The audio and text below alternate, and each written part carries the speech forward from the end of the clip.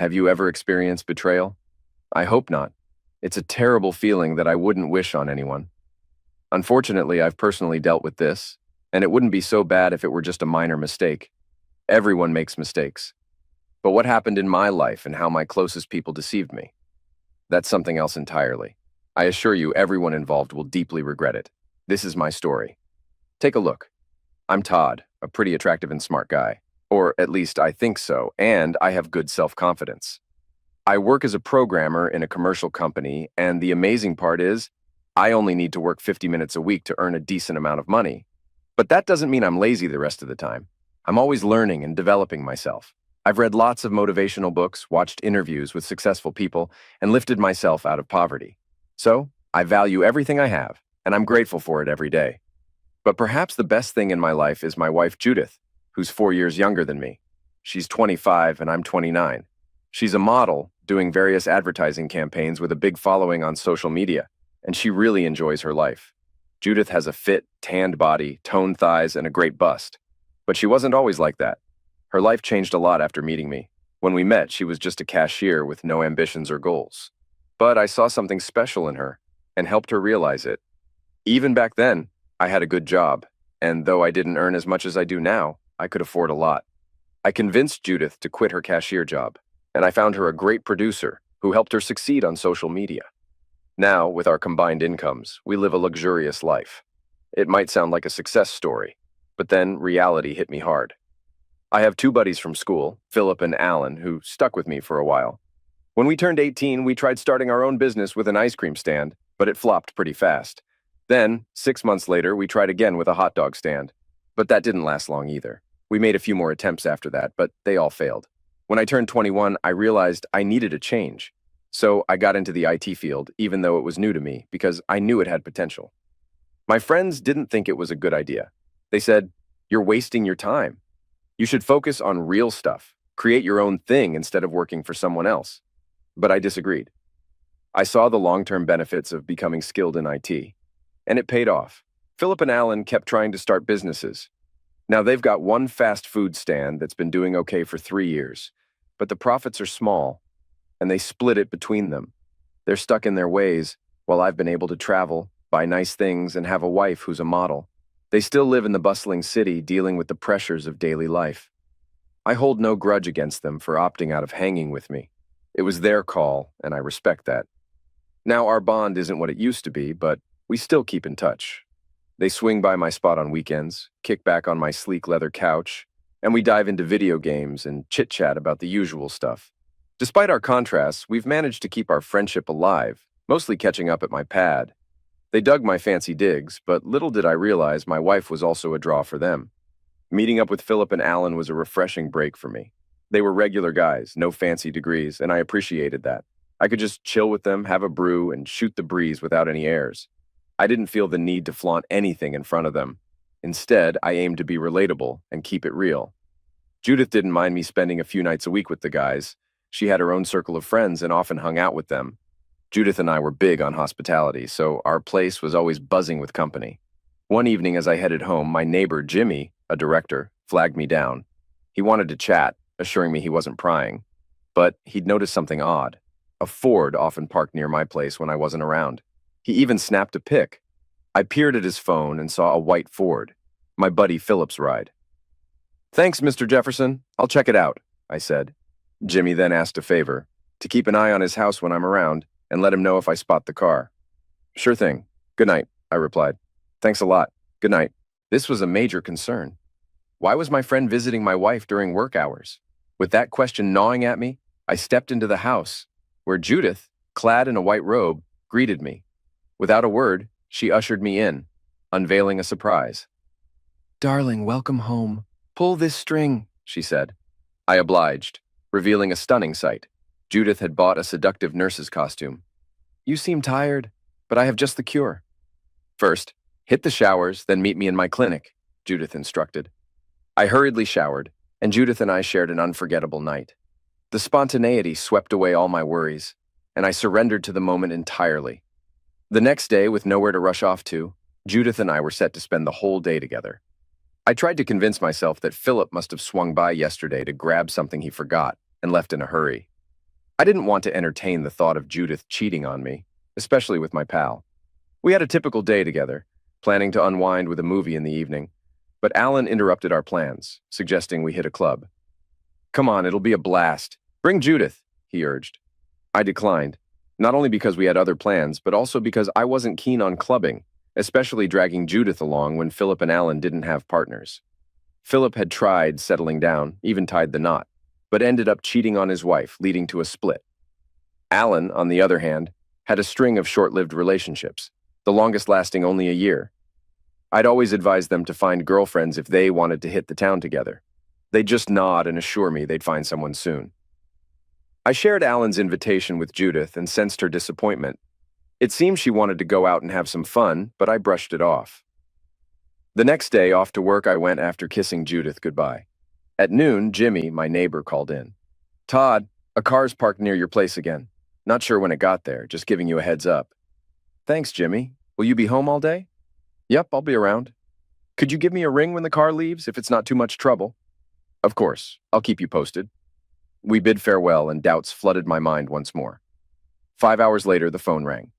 Todd, the car's pulling out. 2 guys got in. I thanked Jimmy and hung up. Now there were no doubts left. My 2 buddies were visiting my wife when I wasn't around. Initially, I thought it was just Philip, but now I realized Alan was in on it too. Initially, I tried to reassure myself, thinking maybe they were planning a surprise for my birthday. However, my birthday was still a distant 4 months away. Was it too soon for a surprise? To ease my mind, I reached out to an acquaintance for a favor, a couple of video cameras and a listening device. After work, I collected the gear, fabricating a reason when questioned. As I drove home, my hands trembled. I felt a pang of guilt for spying on my wife. I was so convinced she'd never betray me. Arriving home, Judith welcomed me warmly. We enjoyed a delightful meal and retired to bed for another intimate encounter. Throughout, I didn't detect anything amiss. Typically, a woman's demeanor changes if she's cheating, but Judith seemed her usual self, if not better. The next morning, Judith prepared for a video shoot and I tagged along. In the back seat of my car sat the forgotten cameras. During the journey, Judith inquired about them. What's in the bag, hun? Just some work stuff I needed to dispose of. I'll take care of it later, I replied, killing 2 birds with 1 stone. While Judith was at work, I headed home. Time slipped away, and before I knew it, 2 hours had passed. Yet all the cameras were up, 1 in the bedroom, another in the living room, a 3rd in the kitchen, and the 4th outside. It slipped my mind that I was meant to pick up Judith. Stepping outside, I spotted a white Ford pulling in, with Judith and Philip stepping out. I called you 20 times. Where did you disappear to, Todd? Judith exclaimed, and checking my phone, indeed, there were 20 missed calls from her. I apologized, but Judith just walked past me without a word. Then Philip approached. You really messed up, man. I had to handle things myself. Sorry, got held up. Had to fix something urgent. No worries, I got your back, considering how many times you've helped me out. After exchanging farewells, I returned indoors. The evening passed in a tense silence. Judith was still upset with me for not picking her up, so I tried to apologize. You said you'd pick me up. Why didn't you come? There was a sudden rush job. Please forgive me, I won't let it happen again. We hugged and headed to bed. I felt ashamed for doubting her. I couldn't shake off the feeling that Jimmy, the old neighbor, might have been imagining things. But with the photos he provided, I had to confirm everything firsthand. While Judith slept soundly at night, I made the decision to unlock her phone and sift through her messages. To my relief, I found nothing suspicious. Her phone was clean. With a clear conscience, I drifted off to sleep. 2 weeks flew by since I installed cameras throughout the house. While I toiled away at work, I kept a watchful eye on Judith's activities at home. Everything appeared normal, devoid of any hint of wrongdoing. Despite the initial clean bill on her phone, I felt compelled to check Judith's messages a couple more times. Each time, the result was the same. No signs of infidelity or inappropriate exchanges with my pals. Life continued on its peaceful trajectory. Philip and Alan joined us for quality hangouts, we explored the city's delights, and Judith juggled work with our outings. During one shift at work, I decided to peek at the cameras once more, albeit with a sense of weariness. I couldn't shake off the feeling of futility. Each time, my suspicions yielded nothing. But then, a new worry emerged. What if Judith discovers the cameras and feels like I don't trust her? As I pondered, I glanced at the monitor and saw Judith opening the door. It caught me off guard. Switching to the outdoor camera, I spotted a white Ford parked nearby. Philip and Alan stood on the porch, greeted warmly by Judith before they stepped inside. I disconnected the listening device tucked beneath the living room's coffee table. Judith headed upstairs to the bedroom, while Philip and Alan kicked back on the couch, their bare torsos exposed. Meanwhile, in the bedroom, I watched as Judith retrieved a sultry costume from the wardrobe, the same one she'd worn for me the night before. My eyes remained glued to the scene unfolding before me, and in that moment, I made a decision about what to do with them. It was time to rid myself of the trash, quite literally. I reached out to someone with an untraceable number. Let's call him Mr. Keller, known for discreetly handling such matters. Trembling, I recounted the entire situation to Mr. Keller over the phone, my grip slipping on the device. Got it. We'll be ready at the drop-off point. Once payment's made, the car will head your way to collect the garbage. The conversation was brief, but the cost for such a service wasn't cheap. I needed to act fast to get to the payment spot. Thankfully, I had enough cash stashed in my car for the job. As I checked the cameras, I saw my wife already engaged in intimate acts with my friends.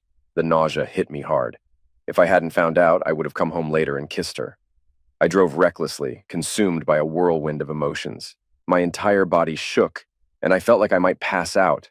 The hurt was overwhelming, and a tear escaped my eye. How could my childhood friends and my wife betray me like this? It was beyond comprehension. I swiftly reached the designated spot, an old abandoned building. I had to leave an envelope, so I tucked it under a stone and sent a coded message. Eggs laid. Almost instantly, I got a reply. My chicks flew out of the nest. Hurrying back home, I parked nearby and observed from a distance. Checking my phone, Jimmy called to alert me about the white Ford near my house, but I assured him everything was fine. Switching on the cameras, I witnessed two men indulging with my wife on our leather couch. It felt like watching an adult movie, stinging yet comforting in the hope of impending justice. Within 10 minutes of my return, a white van pulled up. 3 burly men, clad in black and masked, stormed into my house. With swift precision, one knocked out Philip, another subdued Alan, and the third silenced Judith. They were bound, blindfolded, and swiftly whisked away in the van, which sped off. I watched in awe of their efficiency, the entire operation lasting about 40 seconds. All I could do now was wait for the outcome in a few days. I checked with my neighbor, who fortunately saw nothing. Returning to work on my evening commute home, I contacted the police, reporting my wife missing. Prior to that, I had disposed of and destroyed the phones belonging to Judith and my friends, rendering them untraceable. The following day, a tow truck hauled away the white Ford parked at my house. I notified the police, sticking to my story that I returned home to find my wife missing, with no clues in sight. Surprisingly, all neighbors confirmed seeing the white Ford near my place when I wasn't around. It wasn't just Jimmy who spotted it. Since the car was registered under Philip's name, he landed in the hot seat as the main suspect. Initially, I too was eyed with suspicion. However, when they checked with my workplace, they learned I hadn't left on the day of the disappearance.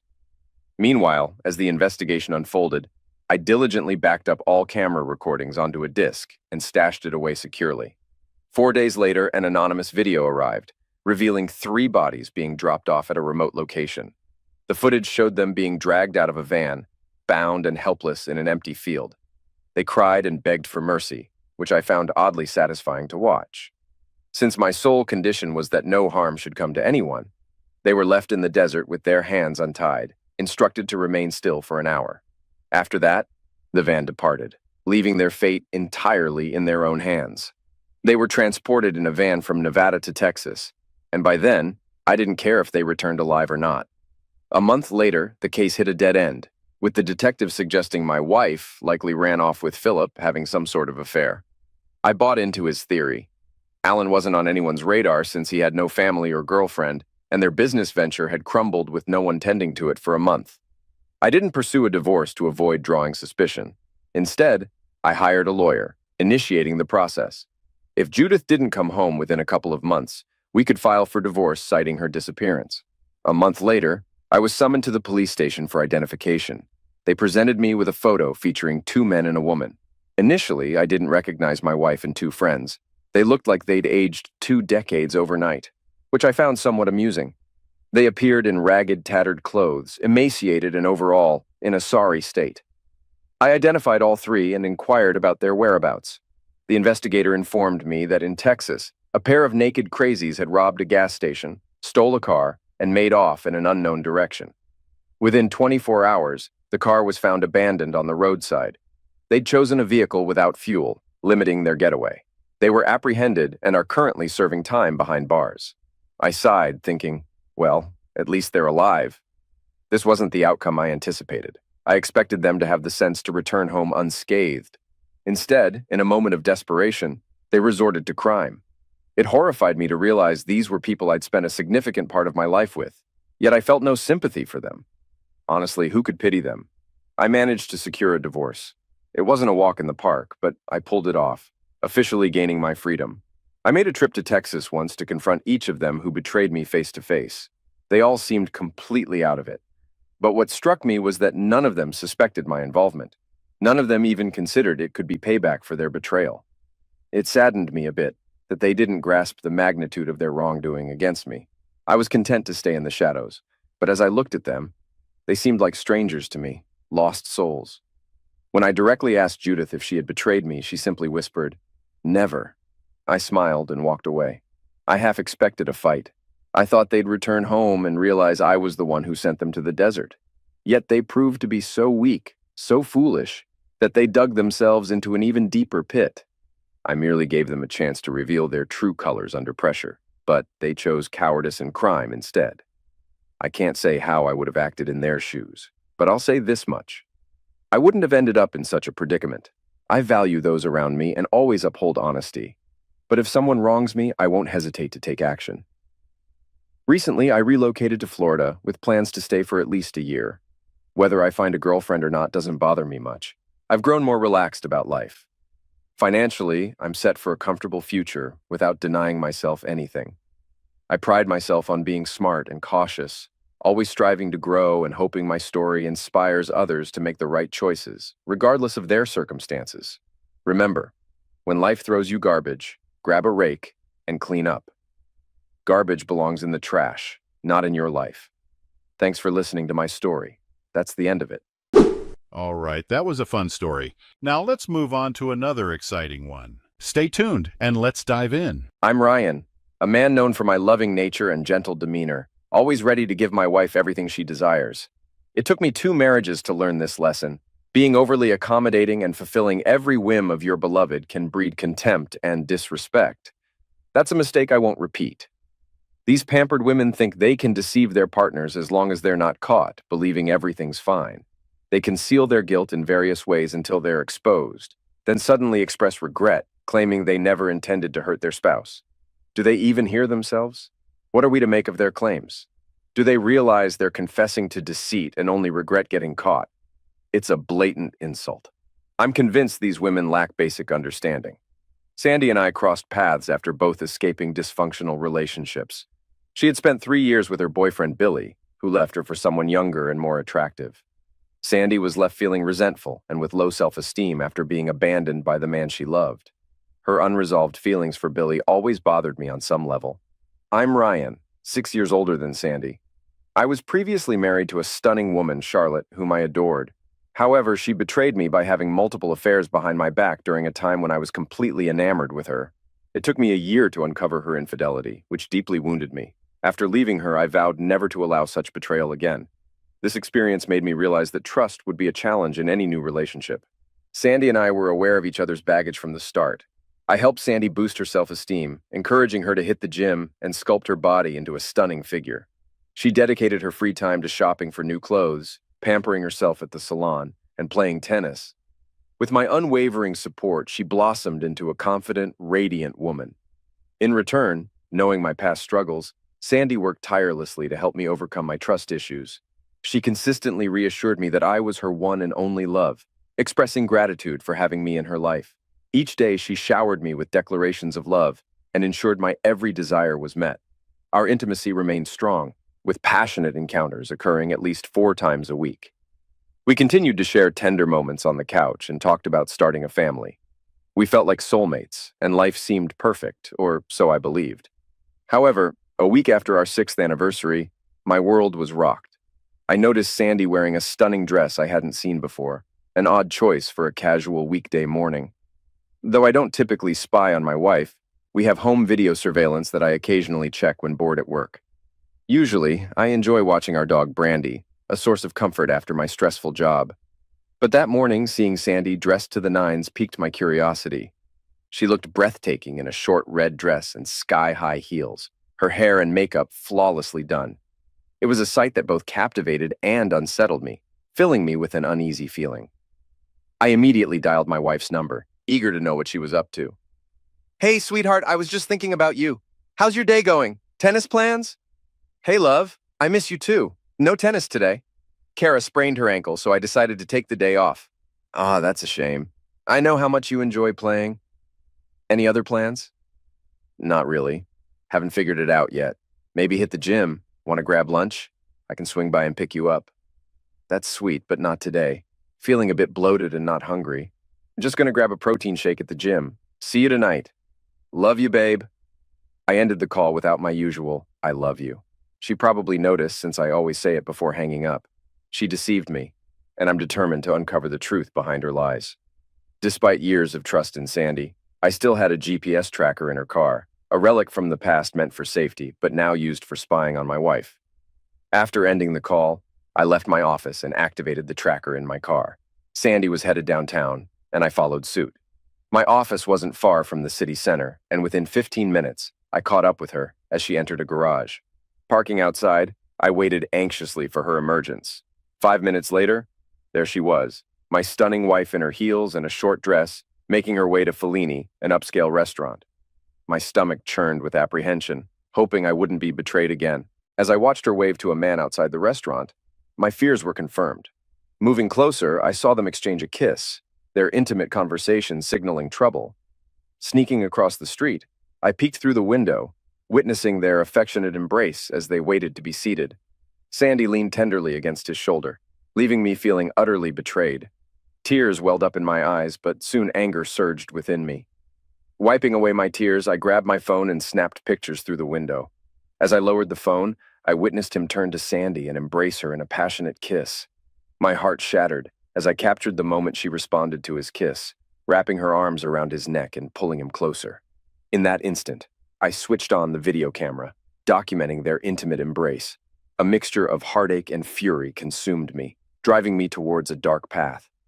Before I could make a decision, the hostess escorted them to their table. My blood boiled when I recognized the man, Billy, Sandy's ex-boyfriend who had shattered her life. Now she was back in his arms. Sandy knew my feelings towards him, and I had made it clear she should never speak to him again. Clearly, she disregarded my wishes. Anger overwhelmed me as I realized she had lied to me, dressed up to meet him, shared a passionate kiss, and spent the entire day with him, all within the past hour. This level of disrespect and humiliation was intolerable, and I couldn't bear it any longer. The promise I made to myself after my previous marriage kept me from tolerating such disrespect. It was over, and all that awaited were more lies and excuses from my soon-to-be ex-wife. Fueled by anger, I returned to the office and spent the rest of the day at my desk, trying to understand how this could happen again. Feeling sorry for myself for the next 5 hours, I headed home, already planning my next move. I wondered if Sandy would confess the truth about her day, or persist in deceiving me, which would make my next step easier.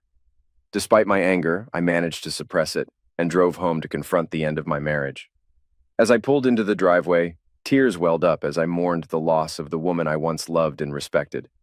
Inside, Sandy was setting a delightful dinner on the table, dressed in a charming outfit, and showering me with affection as I entered the kitchen. She kissed me passionately and expressed how much she missed me. It felt like typical cheating wife behavior, trying to alleviate her guilt and compensate for the past 6 months of neglect. No matter how hard I tried to appear normal, it was obvious that my efforts failed when she looked at me and asked, "Honey, are you okay? Has something happened?" I poured myself a tall glass of Mr. Daniels, attempted to smile and relax, and replied, "It's okay. It's just been a busy day. Let me get dressed and tidy up for dinner, and I'll be down soon." In the bedroom, I changed my clothes, sat on the bed, and finished my drink, feeling the elixir soothe my body. Heading downstairs, I entered the kitchen to find my beautiful wife, cheerful, and setting the table for dinner. She seemed content, clearly pleased with the day she spent with her boyfriend. As we sat together, I initiated a conversation. Sandy, this dinner is wonderful, and you look stunning today. Thank you. I love you, honey, and I enjoy cooking for you, she said with a satisfied smile. We sat in uneasy silence while eating, and I noticed Sandy glancing at me, perhaps sensing something was wrong. Was she feeling guilty? Would she confess the truth about today? I awaited answers in the next few minutes. So tell me about your day and what you did for lunch, I asked, my tone devoid of any threat. Well, after your call, I hit the gym for a few hours, grabbed a protein bar, and then came home to whip up dinner for you. It's been pretty dull, she replied. Seeing my teary-eyed expression, she averted her gaze and focused on her plate. In a hushed tone, I continued, So, Sandy, how are we going to handle this? Are we going straight to lawyers, or do you want to see a therapist first? What do you mean, honey? About the divorce, of course, I clarified. Don't be ridiculous. What divorce? She retorted. I mean the end of our marriage. Separation. Figuring out how to move forward and still remain amicable, I explained. I don't understand. Why would you want a divorce? Seriously? She asked, puzzled. I'll give you some time to ponder that question before I respond. Suddenly, she seemed flustered. Her hands fidgeted with her glass, and she avoided making eye contact with me. Several minutes passed in silence. No, I fibbed, feeling a pang of guilt, though it hardly mattered. For some reason, I didn't want her to know the truth. Why are you asking if I've been keeping tabs on you? Is there something I should be aware of? She inquired. She seemed perplexed, at a loss for words, typical of deceivers denying their actions. As anticipated, she insisted that nothing untoward was going on, and professed her confusion. Why are you bringing up divorce? She questioned. With a heavy heart, I gazed into her eyes, hoping she'd open up and confess. After a prolonged silence, I sighed. Well, let me show you what's troubling me, Sandy. I unlocked my phone and displayed a photo of her and Billy sharing a kiss outside the restaurant. Though it could be misconstrued as a friendly gesture, I withheld any further images until I heard her explanation for her deceit. Her jaw dropped, tears welling in her eyes. Predictably, she scrambled for excuses. Honey, let me explain. It was just a friendly greeting. Nothing more. Where did you even find this photo? So, how's Billy doing these days, sweetheart? I'll explain how I got this picture. I was leaving the software store, crossing the street, when I thought I saw you walking into the restaurant hand in hand with someone. I dashed across the street and peeked through the window. There you were, and he had his arm around you. At first I doubted it was you, but I was mistaken. It was indeed you. Then I wondered why you were dressed so attractively in that short dress and high heels. You never dress like that for me anymore. That's when I saw you with Billy, and everything clicked. I snapped some photos right when you leaned in to kiss him. That's how I got this picture. In the next photo, you had your arms wrapped around his neck, and your short dress was hiked up, leaving your behind exposed. You looked stunning in that dress, with your hair and makeup done so perfectly. Were you off to a modeling gig or auditioning for a role as a racetrack girl? Tell me, why dress like that for him? I can't recall the last time you dressed so attractively for me. She buried her face in her hands, tears streaming down her cheeks, while I waited for her response, staring at her intently. When she remained silent, I pressed on. You know, my new S22 phone has an incredible camera. It can zoom in with such clarity. Let me show you, I said, moving closer to her arm wrapped around Billy's neck. I zoomed in on her ring finger, now bare of any wedding bands, and held the image up to her. No wedding rings today? That's strange. I can't recall you ever taking them off in all the time we've been together. Today must have been quite special. Do you understand now why I'm talking about divorce? You lied to me this morning about your day. You removed your wedding rings, dolled up like a woman of ill repute to meet your old flame, and then lied to me again just a few minutes ago. You're here, sitting in front of me, feeding me lies, I exclaimed, frustration seeping into my voice. You claim you spent the day at the gym and didn't eat anything for lunch, yet you dolled up in your finest attire to meet your ex-lover and spent the day with him, while I slave away trying to improve our lives. You broke your promise to never see him again. You publicly kissed and flirted with another man. You treated me like a fool, lying through your teeth. I don't care if you slept with him or not today. It's irrelevant. What matters is that you've shown you can't keep your promises, and you'll lie to me without hesitation. You made every effort to impress your ex, discarded your marriage by removing your rings, and continued to lie to me repeatedly. To me, that's grounds for divorce, and you damn well know it. Sandy was shaken to her core. Ryan's words cut through her, making her realize the gravity of her actions. Until now, she brushed it off as innocent teasing and flirting. But Ryan's blunt assessment made her see herself as a betrayed wife. It dawned on her for the first time that her connection with Billy had evolved into an emotional affair, bordering on infidelity. Not physically, but emotionally. Tears continued to stream down her face as she grappled with the weight of her betrayal. She couldn't shake the feeling of guilt gnawing at her heart, realizing she had inflicted immense pain on her husband. In that moment, she vowed to herself to reach out to Ryan and salvage their marriage. "Ryan, please, you've got to trust me. Nothing happened, I swear," she pleaded, tears streaming down her face as she sought a way out of the mess. "I know how it looks now, and if the roles were reversed, I'd feel just as betrayed. I'm so sorry. Can you find it in your heart to forgive my foolishness? It's beyond stupid, especially after what you went through with your ex-lover, the one person I promised to avoid. Can you explain why I dressed up like that for him without my wedding rings? Can you explain why we held hands and kissed? Can you explain why I kept lying to you? Tell me, darling, does any of this mean anything to you? Because if it were the other way around, I'm sure you'd feel differently." "Ryan, I get that it looks terrible, but I took off my rings while painting my nails. I forgot to put them back on when I realized I was running late.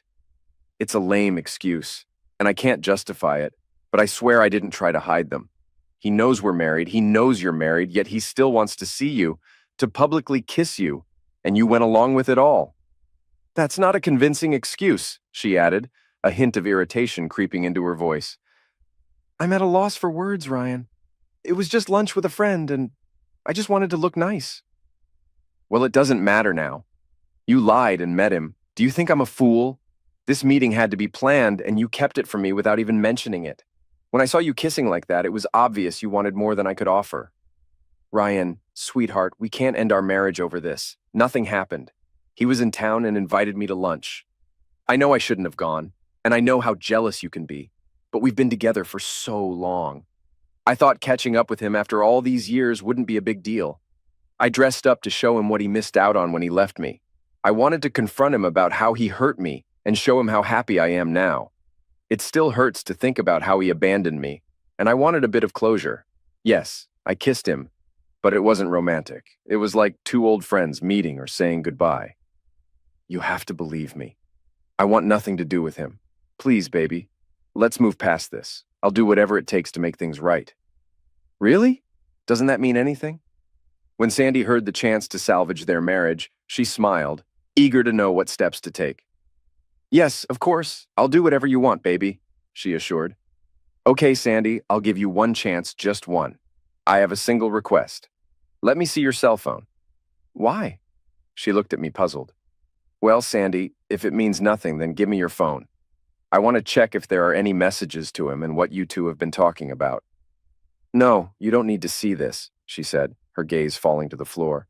She knew that reading the messages would hurt me and reveal things she didn't want me to know.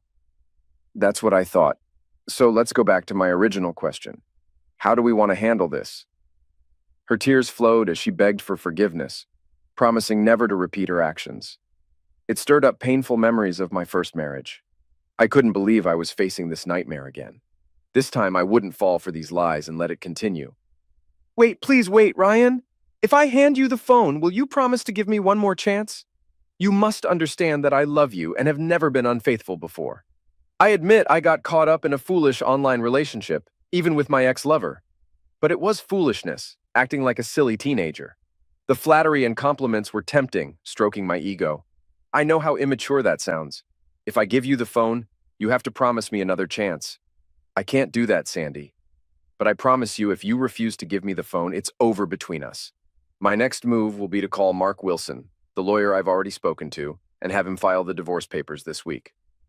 She knew she had no other option, fully aware of what I would find on her phone.